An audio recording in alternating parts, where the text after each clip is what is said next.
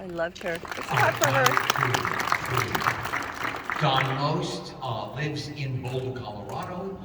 He and his wife moved there because their daughter had a baby. They wanted to be closer to their grandchild. Anson Williams lives in Ojai, just above Los Angeles. Okay. He ran for mayor, lost by 42 votes. He believed it was rigged. I'm telling you, it was a most wonderful experience. So this is another thing that I learned. I was a negative thinker. I can't, I won't, she will go out with me, I'll never get a job, it's oh no. And I wanted to beat the system. And I found a book about that thick, written by a man named Ouspensky. And this is what I learned from this big book. When a negative thought comes into your mind and you finish it, it becomes a thesis of negativity. And it grows and all of a sudden you're walking to your dream and you just, your shoulders drop. That negative thought just stops you in your tracks. Don't put a period on the end of a negative thought. A negative thought comes into your mind, you say, I've got no time for you now. You move it out, you move a positive in. For me, it is a bundt cake with no icing. Moist, it's gotta be moist. You know, there are some bundt cakes, like you got a couple of salt. I leave that on the plate. Mushy chocolate chips. Don't put a period on the end of a negative thought. All of a sudden, your head flies up, your shoulders fly back, and you continue walking your dream, and then you get to stand here and talk to you. It's one of those things that I learned. It's amazing. All right, what else? Arrested Development. Arrested Development, I was hired for 2 episodes to be a lawyer that knew nothing about the law. I didn't know about my own sexuality. There was this scene where I stopped the car. There's a prostitute. I said, you're not one of those boys who dresses up as a girl, are you? She said, no, I'm the real thing. And I drove off. I didn't understand it either. I didn't understand so much of what I did. Adam Sandler in The Waterboy had me in an afro, in red heels, talking on a phone. When they panned down, the phone was not connected. I said to him, why? He said, I don't know. I did a show called Children's Hospital with an amazing cast of funny human beings. I did not understand one joke. And I just went along with it.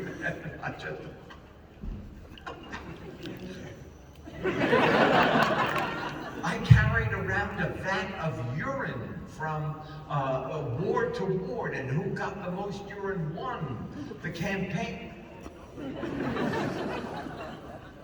But I'm telling you, it was amazing. So, Arrested Development. I'm there on the very first day. I'm sitting there. The entire Bluth family is there, and in front of me are Danish.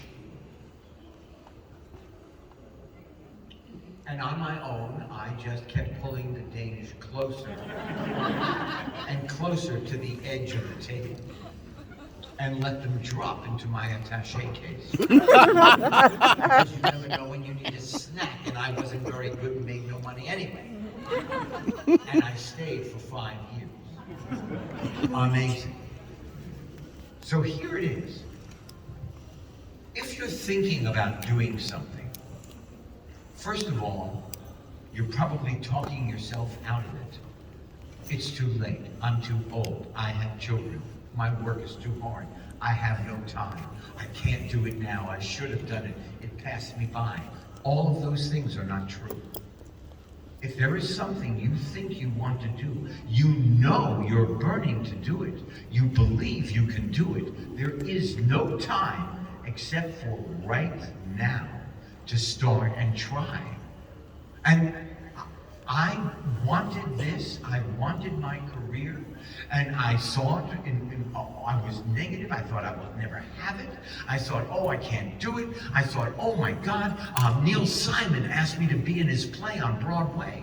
He wanted me to read it out loud in front of other actors, in front of him, so he could hear it. I thought, oh, I'm too dyslexic for that. I'm in the bottom 3% in the country. I can't read, really. I can't do that. And I finally said, Henry, just shut up. Just try it. I did extra work. I worked really hard. Boom, I was on Broadway with John Ritter, my good friend, for 9 months. They asked me to do Scrooge. I said, I can't do Scrooge. So many wonderful actors have done it before me. I'll screw it up. I'll screw Scrooge up. I did it. I sat in a chair from about 3 in the morning until 10 in the morning. They put like 12 pieces of rubber on my face, and then it's one of my proud moments. But I almost talked my way out of it.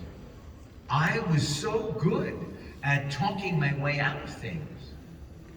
But the fact of the matter is, if you just put one foot in front of the other, what you think you can't do, you go, oh, that's me. I know that's for me. My wife will track me down anywhere.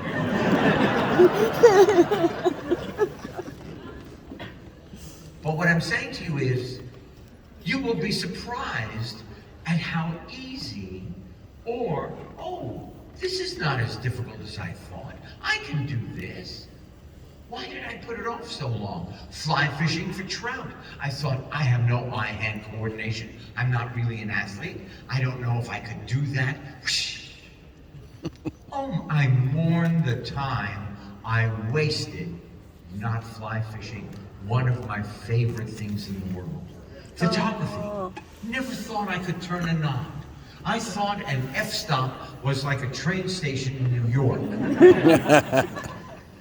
I took a picture, and my son, Max, who's a director, he said, Dad, that's a really good picture. I didn't know. All I did was point and shoot at what my imagination thought like a good picture. I mourned the time that I didn't use the camera because I thought I couldn't.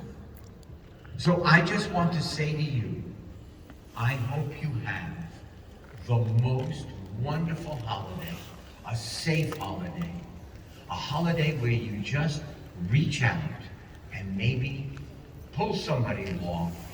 And I thank you for listening because my parents never did. Thank you.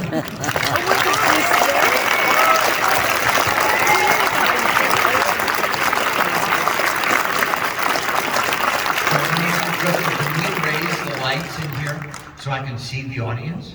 Can we raise the lights? Is that possible? That would be good. Is there anybody here? He's on a break? Okay. So apparently we can't do that. Okay. Despite all the it seems positivity easy.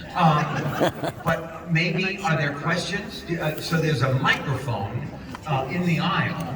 I don't know if there are two, but there's certainly one over here if you want to ask me a question. Thank you. I enjoyed Happy Days. What is your name, sir? My name is Paul, and I watched Happy Days every episode of Laverne and Shirley as a kid growing up. You showed good taste. Thank you. Here in San Francisco, as a matter of fact, today, the city by the bay, Robin Williams. As a matter of fact, his character launched on your show. You know what? I didn't know that. I'm kidding. Yeah. I know you're joking around, but on February 28th, 1978, the episode was titled My Favorite Morgan. And then on March 6th, 1979, Mork returns. Okay, can I ask you a question? How did he do? He did well because if it weren't for his appearance on your show of Happy Days, that launched Mork and Mindy. So what my question is here today is, what was it like working with the San Francisco legend, Robin Williams? Well, let me tell you that Gary Marshall's son, Scott, 9 years old, he said, hey Dad, you know, I think that an alien on Happy Days would be great. That would make the show great. And so they wrote an alien, and usually we started Monday at 10 o'clock in the morning. We finished at 4 o'clock in the afternoon on Friday and shot the show in front of a live audience 7 o'clock Friday night. We could not find anybody to play Mork up until Wednesday mid-morning. They brought down this young man, very shy.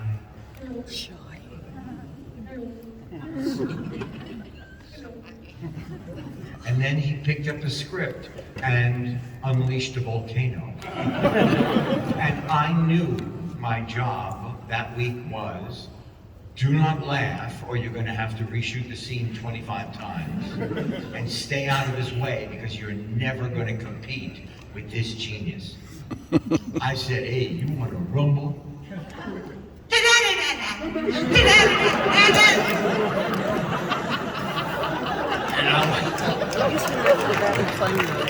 I want to say, he never did anything twice. As a matter of fact, when he got his own show, there are 3 cameras. That was the way that Lucy started the form.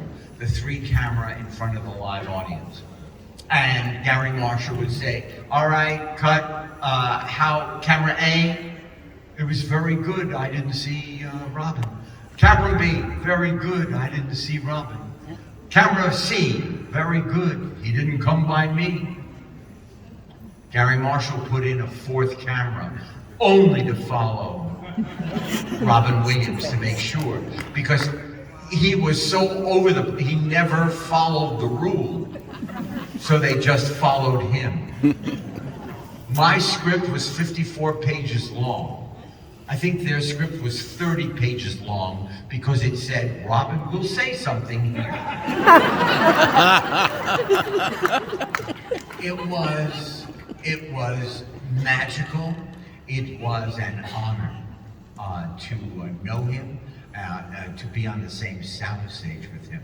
From the instant he opened his mouth, you knew he was over the moon. Thank you so much. Thank you for answering my question. Yeah, and we met him. Hello. So down to earth. You so met him? calm. What is your name? You know, it's being heard documentary on up in the gaming First area. off, we're coming out here so everybody gets a chance to see you. We just in went up and person. talked to him. I And never say met thank you him. in person. But I used to go see him in the park with comedy. Yeah, he didn't act like totally Secondly, I weird or want to anything. He just was congratulate you on your memoir, Being Henry. And thirdly, I want to thank you for your work as an executive producer because you made one of my favorite shows of all time, What? Dead Man's Gut. Wait, what, huh? And I wanted to ask you, what was it that you saw in that series that said, I think I want to make this happen? Well, you know what, that's interesting. That's a good question because if you're going to produce, if you're ever going to produce, you produce not what you think they want to see because no one really knows what they want. They follow like everybody else's lead. You make what you want to see. And since we are all the same, it will touch somebody else. And the Dead Man's Gun, we only made 44 episodes. They were on the Western Channel, I think. A revolver in, let's say, 1876. Whoever picks up this revolver, their life changes forever. Sometimes for the good, sometimes not so good. They either leave it on the table or they throw it away because it's really screwed their life up. Somebody else finds the pistol and then you go into the next story. And it was so well written. Yeah, it's like the Red And Violin. I was very proud of that show. The first show I ever produced, which I thought I couldn't do, which I said no to being a producer, MacGyver. Who knew? I produced, along with a man named John Rich, who I wrote in the book is the worst person I ever met on the earth in 78 years. I didn't pull any punches. These children are going to come looking for me, I know it. But he really was a creep. But anyway, together we sold on my commitment MacGyver. That was the first one. We did Sightings, for 7 years, the study of all things paranormal. We did a children's show, which was a children's show for sightings, you know, a young series, and we gave Mackenzie Phillips her first job after being rehabilitated out of coming rehab, and she was incredible. So Weird, it was called. Yeah, on the Disney Channel. Okay, yes. Thank you. Thank you. Hello. Hello, Henry. What is your name? Eli here. You do? No, I want to. Mike, first of all, I want to say thank you for being part of the show. I didn't know what else to get you. Very Oh, kind. yeah. Good to see That sounds you. interesting. We'll write it down. You have done many genres, from comedy to drama. I mean, one of my favorite growing up watching was Night Shift. Michael I love that movie. Night Shift. That was one of my favorite ones watching. Thank you. Which do you prefer, actually doing comedy, I'll tell you drama? the truth. I prefer working. That is the truth. I had a dream, and I'm living my dream. And people say, well, what is your favorite thing? I don't know. I love every morsel of everything I've done. So my favorite thing is the next thing that I don't know what I'm going to do. And that's a perfect answer. Whatever that is. But I know. I just watched a short called Daddy-O, written by a young comedian, and I watched it with my daughter-in-law. She's from Leeds in England. She is a Leeds football fan, and I'm They're watching football, her. She's a not great actress, and she looked at me after it was over. She said, "You're doing it." I said, "But can we talk about you're doing it?" I said, "Can we have a discussion?" She said, "No discussion, you're doing it." And if it's written and it sells, I'm doing it. Thank you. Thank you. Hello, Mr. Winkler. It is a pleasure and an honor to see you here today. Thank you. Congratulations on all your success, Thank the memoir, and more importantly, the Emmy. That is a big deal, brother. Huge congratulations.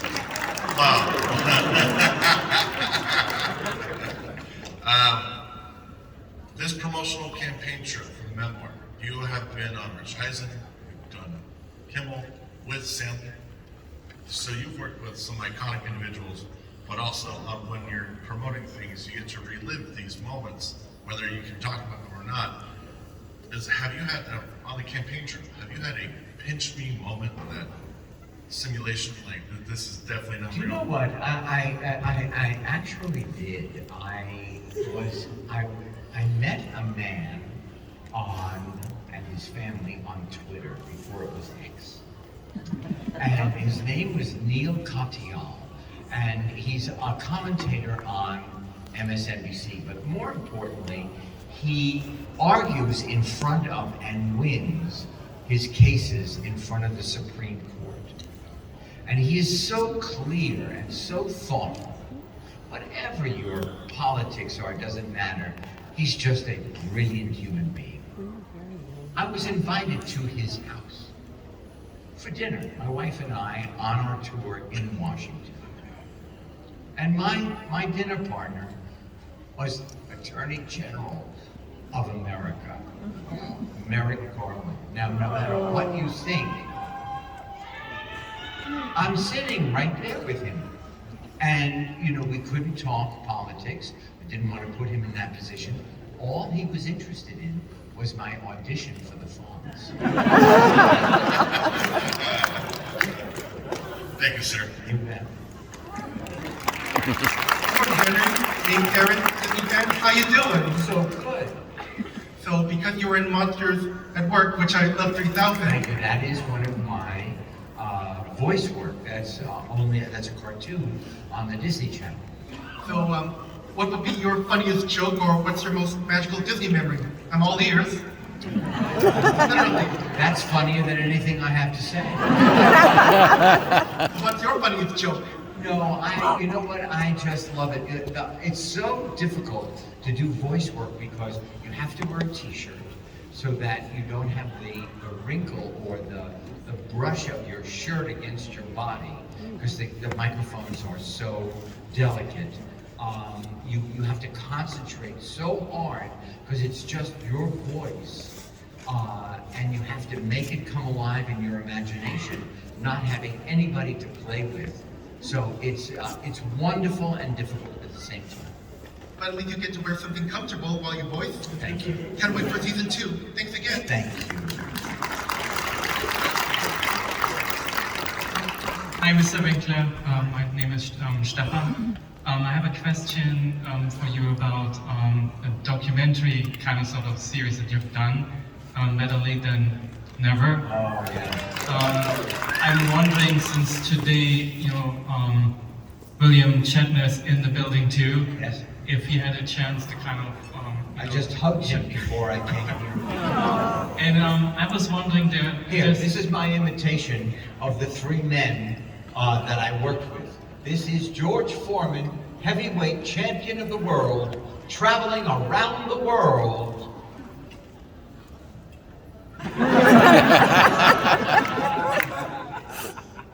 We're in a cone of silence, right?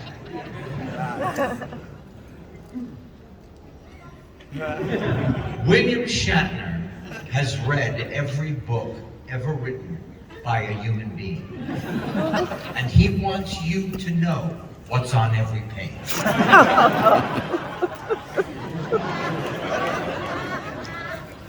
Terry Bradshaw, he is as big as Oklahoma. We're on the sands of Thailand. We're playing football. He throws a pass, I catch it. Woo! Unbelievable. The next 20 minutes, they are trying to take it out of my chest. I bet that Put hurt. his arm around me to pull me in. And I had a crick for about a week. If anything was happening behind me, I had to turn to look. It was unbelievable. We had the most extraordinary time. That's insane. Thank you. A pleasure. Can I just say, can we hear the what is your name? Lael knows how to do this. I do not. And I thank him. You are being wonderful. And you're beautiful. Hi, I'm Amy. A female